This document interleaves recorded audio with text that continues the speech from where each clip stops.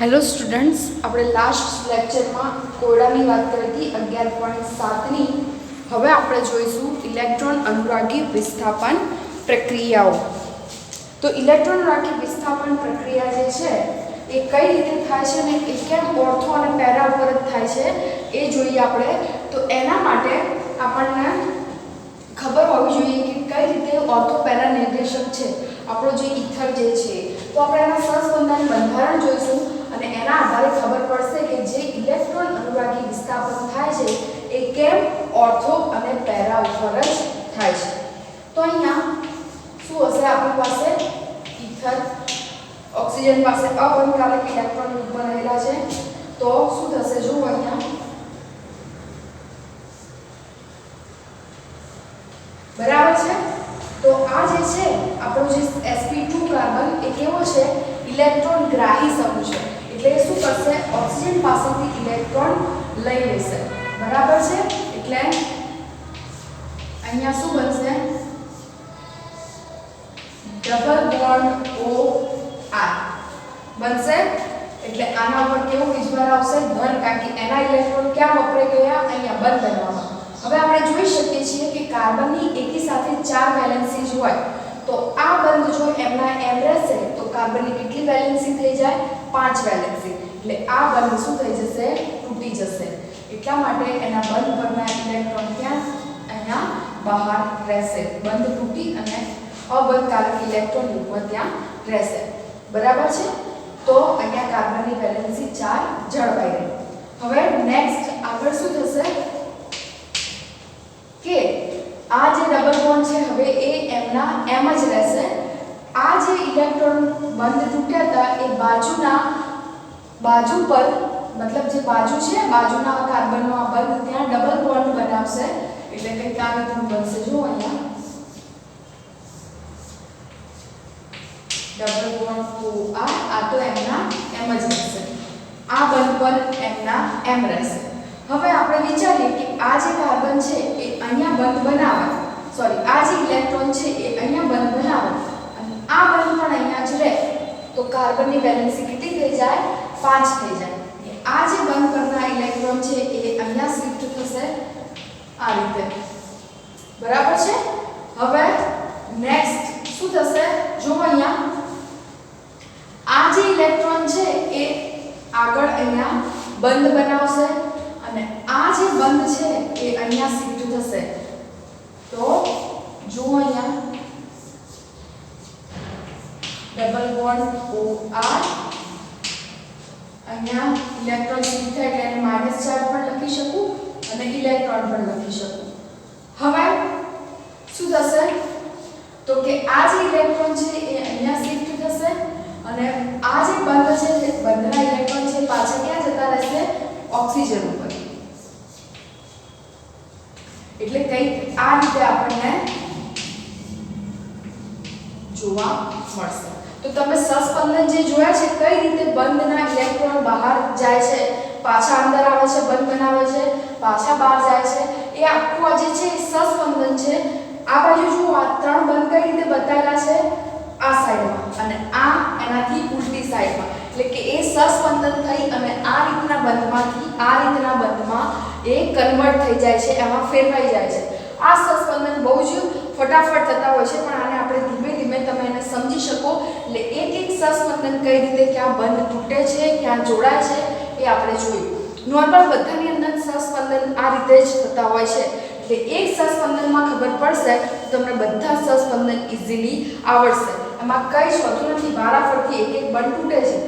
આમાં આ બંધ તૂટ્યો પછી આ તૂટશે ને પછી આ તૂટશે. તમે જોઈ શકો છો પહેલા આ બંધ તૂટ્યો એને ઇલેક્ટ્રોન અહીંયા ગયા, પછી આ બંધ તૂટ્યો એના ઇલેક્ટ્રોન અહીંયા ગયા, આ બંધ તૂટ્યો એના ઇલેક્ટ્રોન અહીંયા ગયા અને જ્યાં ઇલેક્ટ્રોન જાય એનાથી નેક્સ્ટ પર એ શું બનાવે છે બંધ બનાવે છે. બરાબર. એમ એક એક સ્ટેપ છે એ બંધ આગળ ખસતો જાય છે અને આ રીતનું કંઈક સહસ્પંદન આપણને મળે છે. તો હવે આપણે એ જગ્યા જોવાની છે કે જે જગ્યા ઉપર આવો માઈનસ ચાર્જ સર્જાયો છે. તો આ જે પોઝિશન છે ઓર્થો છે, આ જે પોઝિશન છે પેરા છે અને આ પોઝિશન પાછી કેવી છે ઓર્થો છે. બરાબર. એનો મતલબ કે આ સહસ્પંદન દ્વારા બે સ્થાન ઉપર માઇનસ ચાર્જ ફર્યો છે, એક છે ઓર્થો અને બીજો છે પેરા. તો ઇલેક્ટ્રોન અનુરાગી વિસ્થાપન પ્રક્રિયાઓ કેમ ઓર્થો અને પેરા સ્થાન ઉપર જ થાય છે? તો એનું રીઝન તમને ખબર પડી કે ઓર્થો અને પેરા સ્થાન પર માઇનસ ચાર્જ છે. હવે ઇલેક્ટ્રોન અનુરાગી પોતે કેવા હોય? ધન વીજભાર ધરાવતા હોય. ત્યારે જે ઇલેક્ટ્રોન અનુરાગી એટલે જેને ઇલેક્ટ્રોન પ્રત્યે આકર્ષણ છે એવા. તો અહીંયા ઇલેક્ટ્રોન હશે તો ત્યાં એનું આકર્ષણ જશે, એ પોતે ધન હશે તો ત્યાં ઓર્થો અને પેરા સ્થાન ઉપર એ જોડાશે. તો સમજ પડી કે કેમ જે ઈથર છે એ ઓર્થો અને પેરા ઇલેક્ટ્રોન અનુરાગી વિસ્થાપન પ્રક્રિયાઓ આપે છે. કારણ કે આપણે એનું સહસ્પંદન જોયું તો આપણને ખબર પડી કે આ જે માઇનસ વીજભાર છે એ કયા પોઝિશન ઉપર ફરે છે? ઓર્થો પોઝિશન ઉપર અને પેરા પોઝિશન ઉપર ફરે છે. તો ઓર્થો અને પેરા ઉપર માઇનસ ચાર્જ છે એટલે ધનને એ ફટાફટ પોતાની તરફ આકર્ષી શકે. બરાબર, એટલે ફટાફટ ઇઝીલી રિએક્શન ઓર્થો અને પેરા ઉપર થઈ શકે છે. માટે ઇલેક્ટ્રોન અનુરાગી જે આના ઉપર અટેક કરશે એ ક્યાં જવાનું પસંદ કરશે? તો કે ઓર્થો અને પેરા સ્થાન ઉપર જવાનું પસંદ કરશે. કારણ કે ઓર્થો અને પેરા સ્થાન ઉપર ઇલેક્ટ્રોન એટલે કે ઋણ વીજભાર રહેલો છે અને ઇલેક્ટ્રોન અનુરાગી પોતે કેવા હશે? ધન વીજભાર વાળા હશે. એટલે ધન વીજભાર અને ઋણ વીજભાર વચ્ચે આકર્ષણ થશે. મેં પહેલા જ કીધું હતું કે ઇલેક્ટ્રોન શબ્દ આવે એટલે સમજી નહીં લેવાનું કે ઋણ વીજભાર વાળા હશે. ઇલેક્ટ્રોન અનુરાગી કીધું છે એટલે કે જેને ઇલેક્ટ્રોન પ્રત્યે અનુરાગ, આકર્ષણ, લાગણી, પ્રેમ મતલબ એવું છે આકર્ષણ, એને જ આપણે ઇલેક્ટ્રોન અનુરાગી કહીશું. અને કેન્દ્રાનુરાગી એટલે નહીં વિચારવાનું કે પોતે ધન હશે. કેન્દ્રાનુરાગી એટલે જેને કેન્દ્ર પ્રત્યે આકર્ષણ છે એવા. તો કેન્દ્રમાં ધન વીજભાર હોય તો કેન્દ્ર પ્રત્યે ક્યારે આકર્ષણ હોય? જ્યારે એ પોતે ઋણ વીજભાર હોય ત્યારે જે કેન્દ્રના ધન વીજભાર પ્રત્યે આકર્ષાઈ શકે. એ જ રીતે ઇલેક્ટ્રોન અનુરાગી એટલે ઇલેક્ટ્રોન પ્રત્યે આકર્ષણ હોય એવા. તો ઇલેક્ટ્રોન પ્રત્યે આકર્ષણ એને ક્યારે હોઈ શકે? જ્યારે એ પોતે ધન વીજભારિત હોય ત્યારે. તો આ જે સહસ્પંદન આપણે જોયા છે એ છે ઇલેક્ટ્રોન અનુરાગી એરોમેટિક વિસ્થાપન પ્રક્રિયા માટે અને એ ઓર્થો અને પેરા સ્થાન પર આપે છે ઈથર. એનું કારણ એક જ છે કે અહીંયા માઇનસ વીજભાર જે સહસ્પંદન દ્વારા ફરે છે, બરાબર ડીલોકલાઇઝ થાય છે. એ કઈ પોઝિશન ઉપર થાય છે? તો કે ઓર્થો અને પેરા સ્થાન ઉપર. ડીલોકલાઇઝ એટલે ફર્યા કરવું, એક જગ્યાએ ના રહેવું. બરાબર, તો એ જે માઇનસ ચાર્જ ફર્યા કરે છે એ કઈ પોઝિશન ઉપર ફર્યા કરે છે? તો કે ઓર્થો અને પેરા પોઝિશન ઉપર ફર્યા કરે છે. માટે જ એ જે ઇલેક્ટ્રોન અનુરાગી વિસ્થાપન પ્રક્રિયાઓ થશે એ ઓર્થો અને પેરા પોઝિશન ઉપર થશે, એના સિવાય થશે નહીં. તો આપણે નેક્સ્ટ રિએક્શન જોઈએ એટલે તમને વધારે આઈડિયા આવશે.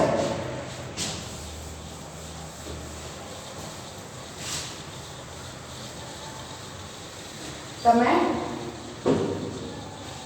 જોઈ ગયા છો લાસ્ટ ચેપ્ટરમાં હેલો આલ્કેન અને હેલો એનિડમાં એમાં સાયનાઇડ અને NO2 સમૂહ એવા હતા કે જે બે કેન્દ્ર ધરાવતા હતા.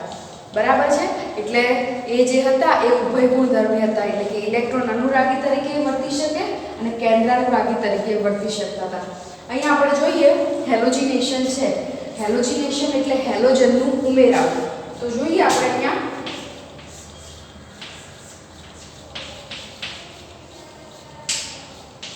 OCH3 એટલે કે એનિસોલની પ્રક્રિયા કરીશું.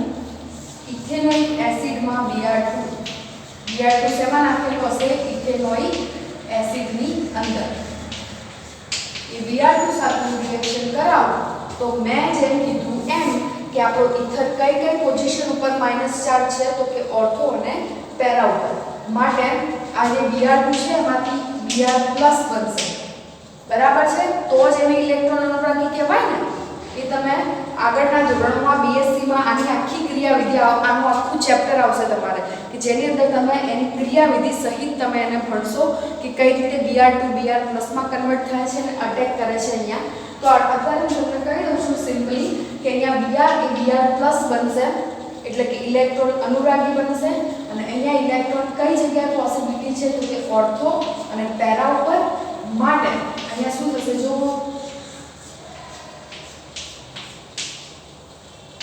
OCH3 બરાબર છે, Br એટલે કે ઓર્થો પોઝિશન ઉપર આવ્યો અને બીજી જે મળશે આપણને કઈ પોઝિશન ઉપર મળશે? પેરા પોઝિશન ઉપર Br મળશે. બરાબર છે. એ જ રીતે તો આનું હું શું કહીશ, ઓર્થો પોઝિશન પર હોય તો ઓર્થો બ્રોમો એનિસોલ, અને પેરા પોઝિશન ઉપર હોય તો શું કહીશ એને, પેરા બ્રોમો એનિસોલ. ક્લિયર? તો આ રીતે રિએક્શન થશે. ઇથેનોઇક એસિડની હું Br2 સાથે રિએક્શન કરીશ તો એક મળશે મને ઓર્થો બ્રોમો એનિસોલ અને બીજો મળશે મને પેરા બ્રોમો એનિસોલ. તો આ જે હતું એને હેલોજિનેશન કહેવાય. Br એ હેલોજન છે, એને ઉમેરાવું શું કહીએ આપણે, હેલોજિનેશન. એ જ રીતે છે ફ્રીડલક્રાફ્ટ આલ્કાઇલેશન અને એસાઇલેશન. એસાઇલ સમૂહ ઉમેરાય તો એને એસાઇલેશન કહેવાય. COCH3 એ એસાઇલ સમૂહ છે, એ ઉમેરાય તો એને એસાઇલેશન કહેવાય. અને આલ્કાઇલેશન એટલે CH3 સમૂહ ઉમેરાય તો એને શું કહેવાય, આલ્કાઇલેશન કહેવાય. તો આપણે જોઈએ કઈ રીતે આલ્કાઇલેશન અને એસાઇલેશન થશે.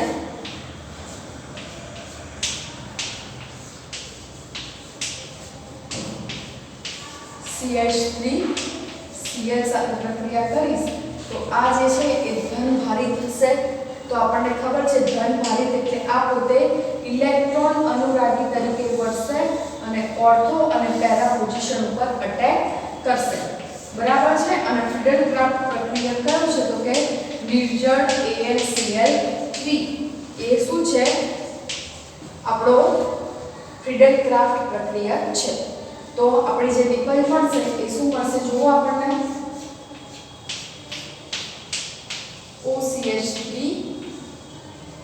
એક પેરા સ્થાન ઉપર જોડાશે CH3 અને એક ઓર્થો સ્થાન પર જોડાશે.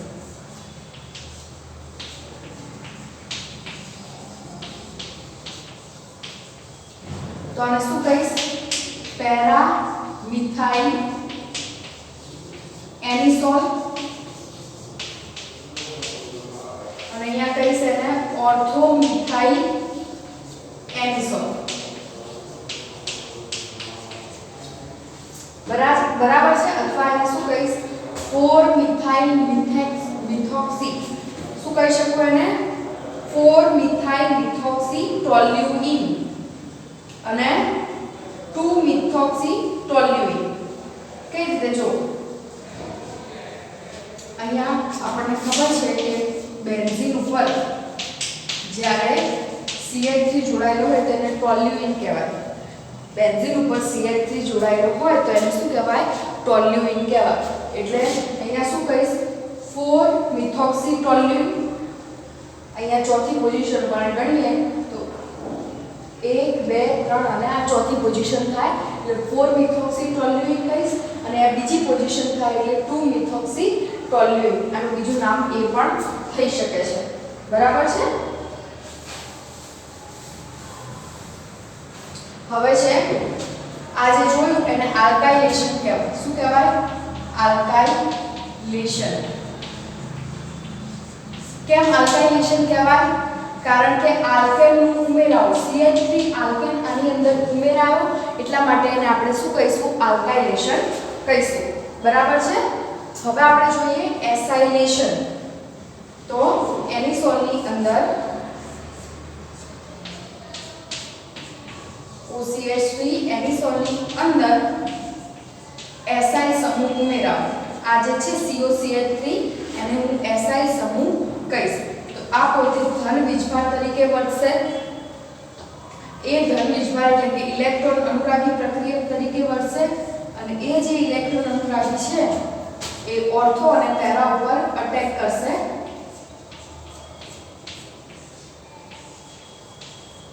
અહીંયા શું બનાવશે, COCH3 વત્તા પેરા પોઝિશન ઉપર જોડાશે.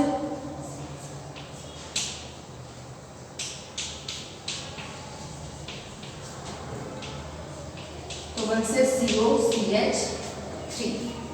બરાબર છે. તો અહીંયા જો આપણો જે ફ્રીડલક્રાફ્ટ પ્રક્રિયક એ લખવાનો અહીંયા નિર્જળ AlCl3 આપણો ફ્રીડલક્રાફ્ટ પ્રક્રિયક છે.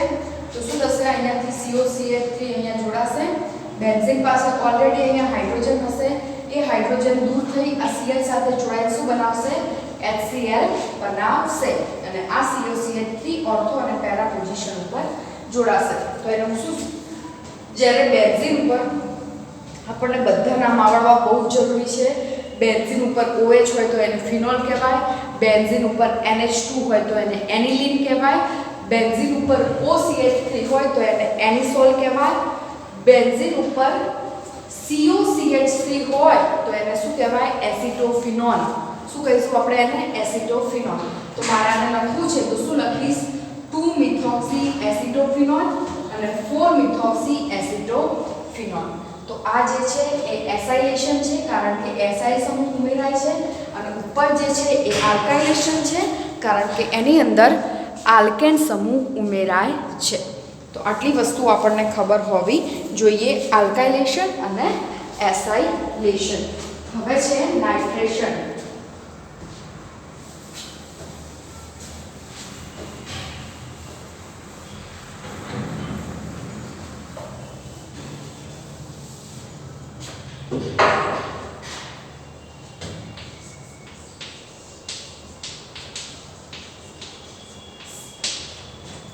તો આપણે ઇથરનું નાઇટ્રેશન એટલે કે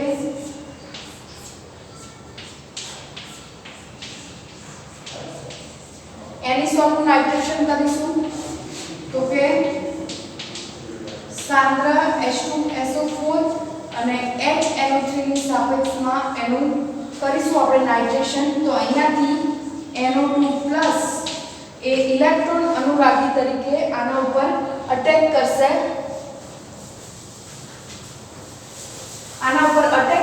અને શું આપશે આપણને? ઓર્થો અને પેરા પ્રોડક્ટ આપશે. તો અહીંયા OCH3 છે તો એક NO2 છે એ પેરા પોઝિશન ઉપર જોડાશે અને બીજો NO2 છે એ ઓર્થો પોઝિશન ઉપર જોડાશે. કારણ કે આપણને ખબર છે કે આપણો જે ઇથર જે છે એ કેવો છે? ઓર્થો પેરા નિર્દેશક છે, માટે એ આપણને ઓર્થો અને પેરા નિપજ આપશે. તો આને હું શું કહી શકું? 4-નાઇટ્રો એનિસોલ અને 2-નાઇટ્રો એનિસોલ કહી શકું આને હું. બરાબર છે? તો આપણે જોઈ શકીએ છીએ કે જેટલી પણ પેરા નિપજ છે એટલે કે ચોથી પોઝિશન વાળી નિપજ છે એ બધી મુખ્ય નિપજ તરીકે મળે છે, અને બીજી જે છે એ કેવી મળે છે? ઓર્થો પરની નિપજ એ અલ્પ નિપજ તરીકે મળે છે. મતલબ પેરા પોઝિશન એ વધારે પ્રમાણમાં, મતલબ પેરા નાઇટ્રો એનિસોલ છે એ વધારે પ્રમાણમાં મળે છે કમ્પેર ટુ ઓર્થો નાઇટ્રો એનિસોલ. તો આ જોયું આપણે નાઇટ્રેશન રિએક્શન. એકદમ ઈઝી છે. ઇલેક્ટ્રોન અનુરાગી જેટલી પણ રિએક્શન્સ છે એકદમ ઈઝી છે. હેલોજિનેશન હોય તો હેલોજન ઉમેરાય, નાઇટ્રેશન હોય તો NO2 ઉમેરાય, આલ્કાઇલેશન હોય તો આલ્કેન ઉમેરાય, અને એસાઇલેશન હોય તો એસાઇલ સમૂહ COCH3 ઉમેરાય. બસ ખાલી આપણે એ યાદ રાખવાનું છે કે કોનું હું નાઇટ્રેશન કરું છું, એ કેવો નિર્દેશક છે. કારણ કે તમે 11th ની અંદર ઓર્થો પેરા અને મેટર નિર્દેશક સમૂહની અસર ભણી ચૂક્યા છો, અને અહીંયા પણ તેમ છતાંય સસ્પંદન દ્વારા વધારે સારી રીતે તમને સમજાવવામાં આવે છે. તો તમારે યાદ રાખવાનું છે ખાલી બસ કે આપણો ઇથર જે છે એ ઓર્થો પેરા નિર્દેશક છે. બરાબર? તો પછી બસ ખાલી એના પ્રક્રિયાઓ યાદ રાખી, નાઇટ્રેશન હોય તો આંખ બંધ કરી અને ઓર્થો પેરા ઉપર નાઇટ્રો સમૂહ મૂકી દેવાનો છે, ક્લોરિનેશન હોય તો ઓર્થો પેરા ઉપર ક્લોરીન મૂકી દેવાનું, બ્રોમિનેશન હોય તો બ્રોમિન મૂકી દેવાનું. એટલું ઈઝી છે. આમાં કંઈ વધારે કોઈ રોકેટ સાયન્સ છે નહીં. તો આપણને આ આવડવું જોઈએ. બરાબર છે? એક્ઝામની અંદર પૂછાય તો. હવે કેટલાક લખાણ સંબંધિત પ્રશ્નો છે. એમાં પહેલું છે 11.10. એમાં તમને શું કીધું છે કે ઇથેનોલ અને 3-મિથાઇલ પેન્ટેન 2 કોણ. કે સૌથી પહેલા આપણે બંનેનું સ્ટ્રક્ચર જોઈ દઈએ. ઇથેનોલનું તો કે CH3CH2OH, બીજું છે 3-મિથાઇલ પેન્ટેન 2 ઓલ. એટલે પેન્ટેન છે એટલે આપણે 5 કાર્બન દોરી દઈએ.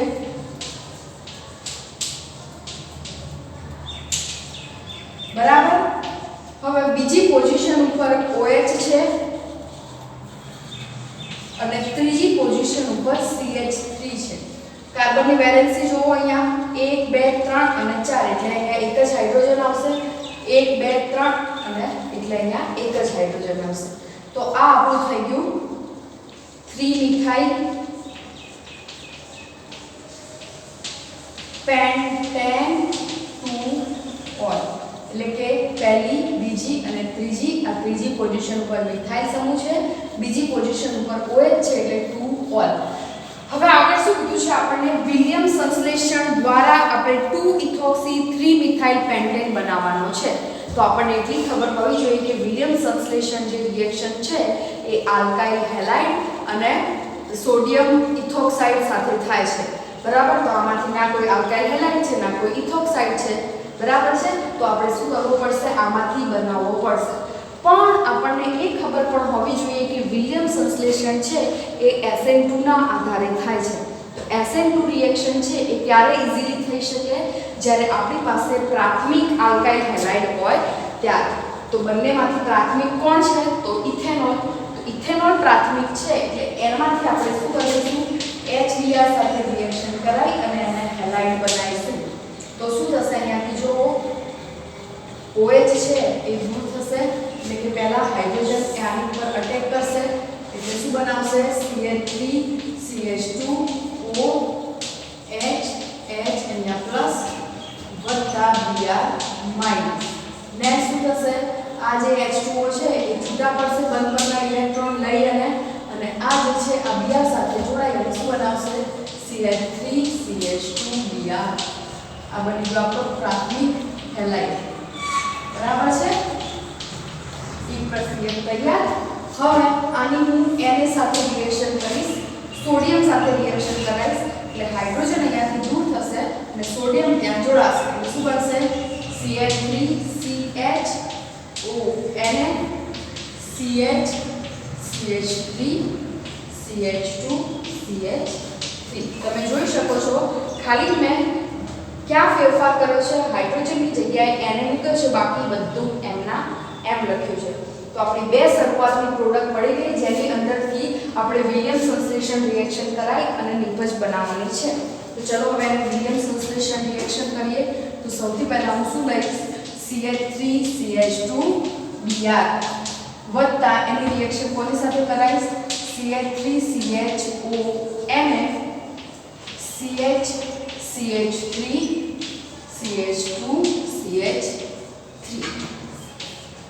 તો આપણે બનાવવાનું છે શું? તો કે 2-ઇથોક્સી 3-મિથાઇલ પેન્ટેન. બરાબર છે. શું બનાવવાનું છે? તો કે 2-ઇથોક્સી 3-મિથાઇલ પેન્ટેન બનાવવાનો છે. તો શું કરીશું? જો અહીંયા જે Na છે એ Na શું થશે? Na પ્લસ થશે. બરાબર છે. એ અહીંયાથી Na પ્લસ તરીકે છૂટો પડશે. અહીંયાથી Br જે છે એ બંધ પરના ઇલેક્ટ્રોન લઈને છૂટો પડશે એટલે NaBr અહીંયા છૂટા પડશે માઈનસ NaBr. બીજું બધું જે છે એટલે કે આ જે CH2 CH3 છે એ આ ઓક્સિજન ઉપર જોડાશે એટલે આવું બનશે. જો અહીંયા CH3 CHO CH2 CH3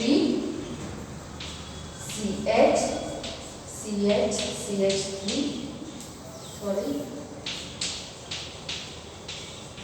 CH2 CH3. તો આપણે ઈથર બનાવ્યો. શું થશે? અહીંયાથી Na અને Br છૂટો પડે તો આ CH2 CH3 એ આ ઓક્સિજન પર જોડાશે. બરાબર છે. એટલે બીજા પોઝિશન ઉપર ઇથોક્સી આવ્યો. આને શું કહેવાય? બે કાર્બન છે એટલે ઇથેન અને ઓક્સિજન છે એટલે શું કહેવાય? ઇથોક્સી. તો બીજી પોઝિશન ઉપર કોણ જોડાયેલો છે? ઇથોક્સી. ત્રીજી ઉપર કોણ જોડાયેલો છે? મિથેન. તો two ethoxy three methyl methane ethane propane butane pentane. તો કે 2-ઇથોક્સી 3-મિથાઇલ પેન્ટેન આપણે બનાવ્યું આ રિએક્શન દ્વારા. બરાબર છે. તો આ રીતે એક્ઝામમાં તમને પૂછાય તો ડાયરેક્ટ ના પૂછાય કઈ વસ્તુ કે વિલિયમસન સંશ્લેષણ લખો. આ રીતે થોડું ટ્વિસ્ટ કરીને જ પૂછાશે તો આપણને એક્ઝામમાં આવડવું જોઈએ. હવે નેક્સ્ટ છે આપણી પાસે નીચે આપેલા પૈકી પ્રક્રિયકની કઈ જોડ 1-મિથોક્સી 4-નાઇટ્રોબેન્ઝીનની બનાવટ માટે યોગ્ય છે? તો પહેલી તમને આપી છે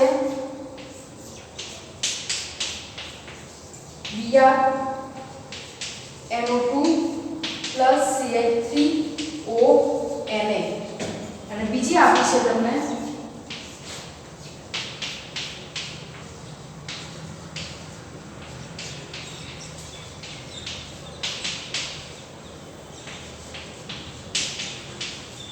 તો આપણને ખબર હોવી જોઈએ કે વિલિયમસન સંશ્લેષણ થવા માટે શું જરૂરી છે તો કે પ્રાથમિક હેલાઇડ અને સોડિયમ ઇથોક્સાઇડ બરાબર છે તો આપણી પાસે પ્રાથમિક હેલાઇડ આની પાસે છે અને અહીંયા સોડિયમ ફિનોક્સાઇડ પણ હાજર છે તો એટલા માટે આ જે છે આપણી પ્રોડક્ટ એ આપણને શું બનાવી આપશે તો કે 1-methoxy-4-nitrobenzene બનાવવામાં એ મદદ કરશે આપણે એટલા માટે બીજી પ્રોડક્ટ એ સાચી છે અને પહેલી પ્રોડક્ટ જે છે એમાં એ રિએક્શન થશે નહીં કારણ કે આ જે છે એ sp2 કાર્બન છે બરાબર છે હવે sp2 કાર્બન છે એટલા માટે અહીંયા આ પણ માઈનસ ચાર્જ વાળું છે તો શું થશે કે આ બંને એકબીજા સાથે જોડાઈ શકે નહીં ત્યાં અપાકર્ષણ થશે અને આ પ્રોડક્ટ છે એ રિએક્શન આપશે નહીં આપણી કઈ પ્રોડક્ટ આ પ્રોડક્ટ રિએક્શન આપશે અહીંયાથી n છૂટો પડશે CH3 ત્યાં જોડાશે અને અહીંયા શું બનશે NaBr બનશે અને આપણું શું મળશે અહીંયા પ્રોડક્ટ -NaBr તરીકે છૂટું પડશે અહીંયા OCH3 NO2 એટલે કે આપણી જે બીજી પ્રોડક્ટ છે એ રિએક્શન આપશે પહેલી પ્રોડક્ટ રિએક્શન આપશે નહીં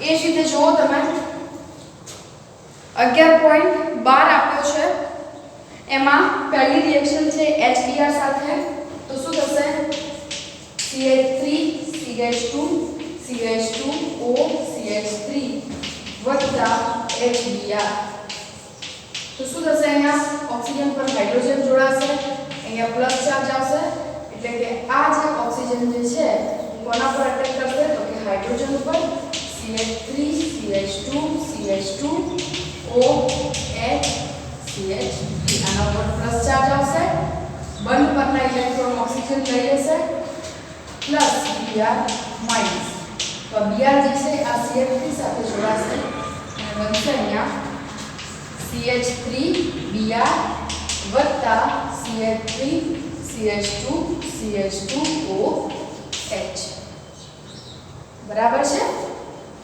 એ જ રીતે તમને આપ્યું છે નીચે OC2H5 વત્તા HBr આપણને ખબર છે કે આ બંધ તૂટવાનો નથી એ બંધ વધારે પ્રબળ છે તો પહેલા તો અહીંયા હાઇડ્રોજન જોડાશે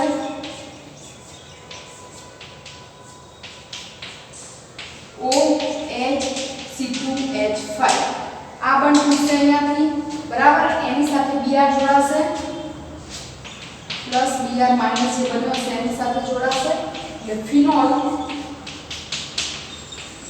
વત્તા C2H5Br મળશે આપણે કીધું કે આ બંધ કેવો છે વધારે સ્થાયી છે એટલે એને તોડવા માટે વધારે ઊર્જા આપવી પડે એના કરતા આ જે છે નિર્બળ બંધ છે એટલે આ બંધ તૂટશે બરાબર એટલે હાઇડ્રોજન આની સાથે જોડાશે Br આની સાથે જોડાશે એટલે ફિનોલ વત્તા C2H5Br આપણને મળશે ઇથાઇલ બ્રોમાઇડ બરાબર છે અથવા તો બ્રોમો ઇથેન બંને કહી શકો છો તમે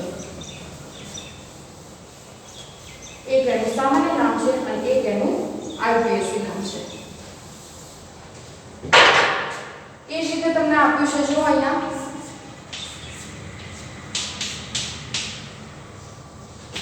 OC2H5 એની સાંદ્ર H2SO4 અને HNO3 સાથે રિએક્શન કરવાની છે તો આપણને ખબર પડવી જોઈએ કે આ નાઇટ્રેશનનો પ્રક્રિયા છે અને નાઇટ્રેશન એ ઇલેક્ટ્રોન અનુરાગી વિસ્થાપન પ્રક્રિયા છે માટે એક NO2 ઓર્થો સ્થાન ઉપર જોડાશે અને એક NO2 પેરા સ્થાન ઉપર જોડાશે એટલે આવું મળશે આપણને કે OC2H5 આની સાપેક્ષમાં ઓર્થો પેરા જોઈએ તો આ પહેલી આ બીજી અને ત્રીજી ના ચોથી પોઝિશન એટલે બીજી પોઝિશન એ ઓર્થો કહેવાય અને ચોથી એ પેરા કહેવાય એટલે એટલે એક આ પોઝિશન ઉપર અને એક આ પોઝિશન ઉપર જોડાશે. તો એક NO2 અહીંયા વત્તા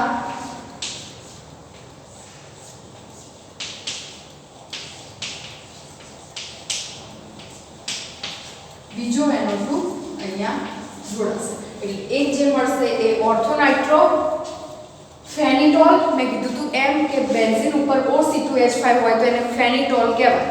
એટલે ઓર્થોનાઇટ્રોફેનિટોલ અને પેરાનાઇટ્રોફેનિટોલ મળશે. અને લાસ્ટ વન જે છે એ તમારું છે CH3 thrice COC2H5. એની રિએક્શન HI સાથે કરવાની છે. તો આ જે છે તૃતીયક છે, બરાબર છે. એટલે આવું થશે, જો CH3 thrice CO એની સાથે હાઇડ્રોજન જોડાશે, C2H5 વત્તા I માઈનસ. હવે અહીંયા શું થશે, જુઓ આ જે છે તૃતીયક છે એટલા માટે એ કઈ રિએક્શનને ફોલો કરશે.